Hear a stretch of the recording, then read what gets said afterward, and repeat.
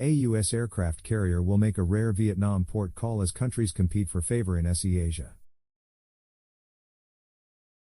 Bangkok, an American aircraft carrier was due to make a port call in Vietnam on Sunday, a rare visit by one of the U.S. Navy's biggest ships that comes as Washington and Beijing both step up efforts to bolster ties with Southeast Asian nations.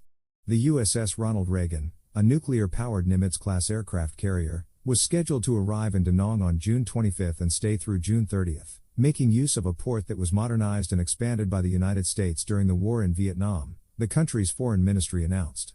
It will be only the third such visit by an American aircraft carrier since the end of the hostilities.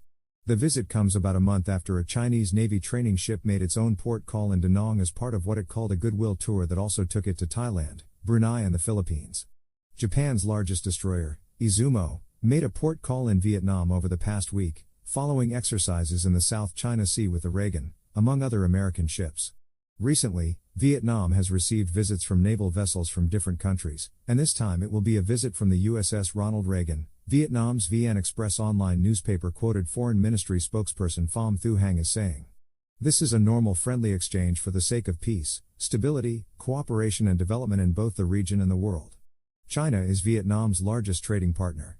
But, along with a number of other countries in the region, tensions have been high of late over maritime and territorial disputes with Beijing in the South China Sea.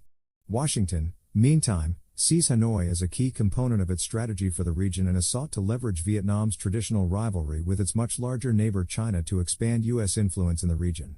During an April visit, U.S. Secretary of State Antony Blinken broke ground on a sprawling new $1.2 billion U.S. embassy compound in the Vietnamese capital, a project the Biden administration hopes will demonstrate its commitment to further improving ties less than 30 years after diplomatic relations were restored in 1995.